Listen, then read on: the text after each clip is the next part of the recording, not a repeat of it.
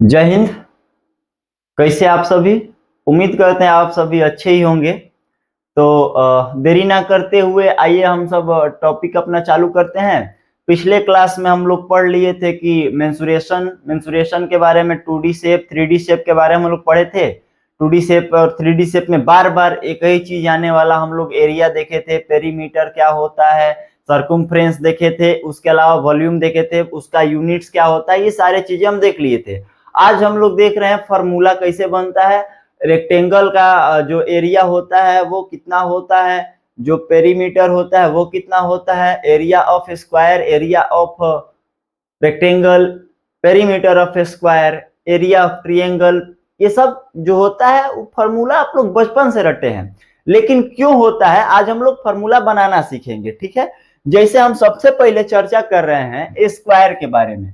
सबसे पहले हम अगर चर्चा करें स्क्वायर के बारे में, वर्ग के बारे में अगर हम चर्चा करें तो मान लीजिए वर्ग आप लोग बचपन से पढ़े हैं कि area of square, area of square कितना होता है, साइड इंटू साइड होता है। ये आप बचपन से पढ़े हैं तो आप जानते हैं। देखिए क्यों होता है। और इसमें पेरीमीटर होता है, perimeter of square, perimeter of square जो होता है वो 4 इंटू साइड होता है। ध्यान देने वाली बात है यहाँ पे कि ये क्यों होता है, हमको ये सीखना है। ठीक है, तो देखिए अगर इसको हम मान ले कि इसकी जो एगो भुजा है, एगो जो साइड वो 4 सेंटीमीटर है। ठीक है, इसकी एगो साइड हम नहीं 4 सेंटीमीटर नहीं कुछ और मान लेते हैं। ठीक है, इसकी एगो साइड हम मान लिए 3 सेंटीमीटर, 3 सेंटीमीटर एगो है। तो आपको पता है कि जो स्क्वायर होता है, स्क्वायर का सारा साइड सभी भुजाएं क्या होती हैं, बराबर होती है। ठीक है, तो स्क्वायर का ये 3 है तो ये भी कितना हो जाएगा 3 सेंटीमीटर, ये भी 3, ये भी 3 सेंटीमीटर। स्क्वायर जो है 2D शेप है जिसमें केवल लंबाई और चौड़ाई होता है, तो इसमें अगर ये है लंबाई तो ये क्या है, चौड़ाई है। तो बस इसको गुणा कर देंगे तो हमारा क्या निकल जाएगा, क्षेत्रफल निकल जाएगा। ठीक है, इसको गुणा कर देंगे तो हमारा क्या निकल जाएगा, क्षेत्रफल निकल जाएगा। इसीलिए इसको हम क्या बोलते हैं, साइड इंटू साइड बोलते हैं, या ए स्क्वायर। अगर इस भुजा को हम ए मान ले, इसको भी क्या हो जाएगा, तब ये ए हो जाएगा, तो इसको हम क्या बोल सकते हैं, ए स्क्वायर बोलते हैं। ठीक है, और हम आपको बताए थे कि जो बॉर्डर होता है, चारों भुजाएं, चारों भुजाएं जो बॉर्डर होते हैं पेरीमीटर में बताए थे कि वही चारों भुजाएं का जोड़ क्या हो जाता है, पेरीमीटर कहलाता है।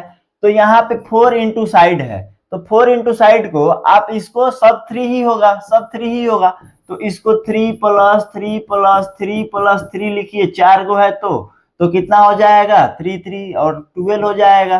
12 सेंटीमीटर में तो सिर्फ सेंटीमीटर। या आपको पता है कि इसकी जो सभी भुजाएं होती हैं बराबर होती है, तो जितना एक होगा उतना ही तो दूसरा होगा, उतना ही तीसरा होगा, उतना ही चौथा होगा। तो इसको आप डायरेक्ट नहीं लिख सकते हैं कि 4 इंटू साइड, 4 को भुजाई है, सब भुजा बराबर होता है।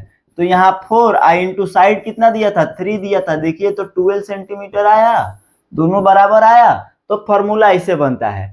इसके अलावा एक और इसमें चीज आता है डायगोनल, एक और इसमें आता है डायगोनल आता है।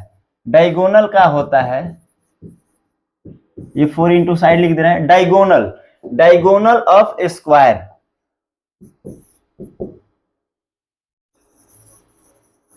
डायगोनल ऑफ स्क्वायर, इसको बोला जाता है वर्ग का विकर्ण, वर्ग का विकर्ण।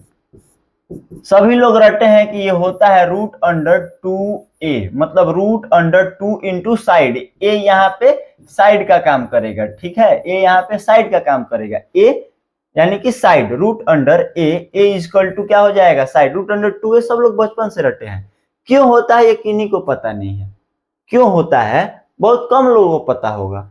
देखिए आपको पता है कि जो वर्ग होता है, स्क्वायर होता है, स्क्वायर की जो चारों भुजाएं होती है वो कितना होती है, 90 डिग्री होती है। ठीक है, तो इसमें हम क्या कर सकते हैं, अगर इस पे हम एगो विकर्ण डाल दे, इस पे हम विकर्ण डाल दे इस पे, तो देखिए तो ये पाइथागोरस प्रमेय आप लोग पढ़े होंगे।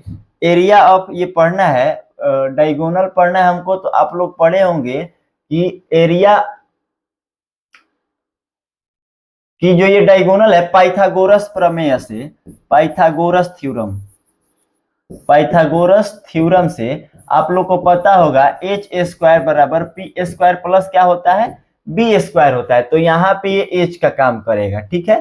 तो एच का काम अगर इसको हम डी मान लेते हैं तो एच का काम क्या करेगा, डी करेगा। तो डी स्क्वायर बराबर ये ए है, इसको भी ए मान ले, इसको भी ए मान ले, तो पी का काम भी करेगा ए स्क्वायर, बी का भी काम करेगा ए, तो बी स्क्वायर, तो बी स्क्वायर देखिए अब डी स्क्वायर और ए स्क्वायर टू ए स्क्वायर हुआ।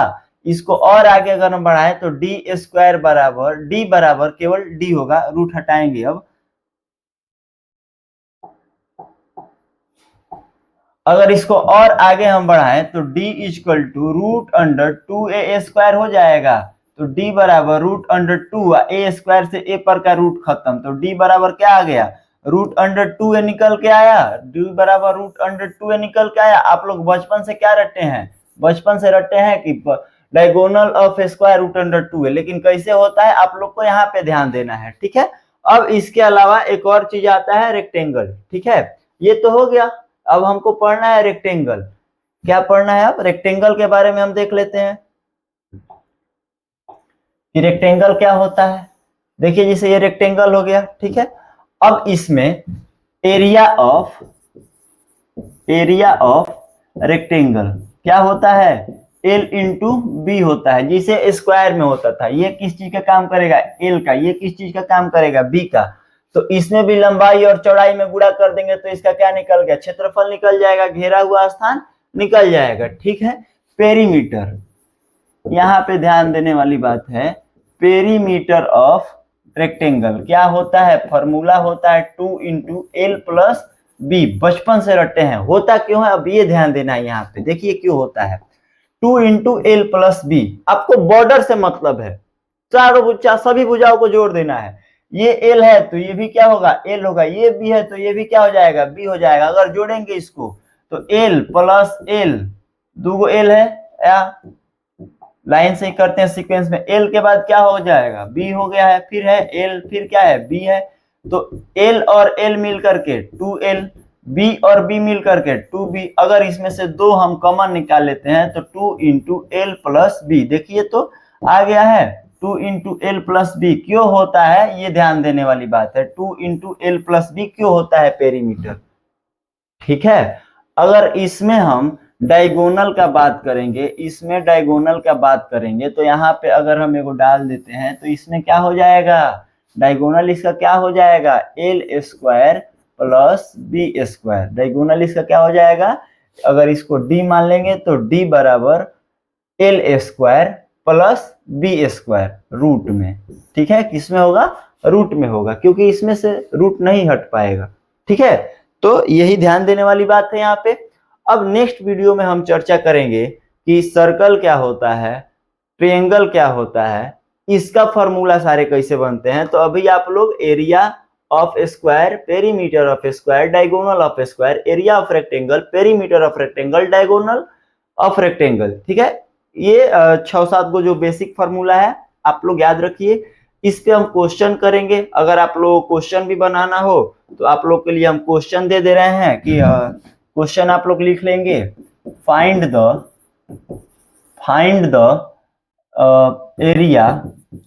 Area and perimeter of rectangle whose. आपको एरिया और पेरीमीटर दोनों निकालना है। Length is 5 metre, breadth is 6 metre, length is 50 centimetre, breadth is 20 centimetre, length is 8.5 metre, breadth is 3 metre, ठीक है। Length is 4 centimetre, breadth is 2 metre. ध्यान देने वाली बात है, यहाँ पे कन्वर्ट कर लेना है।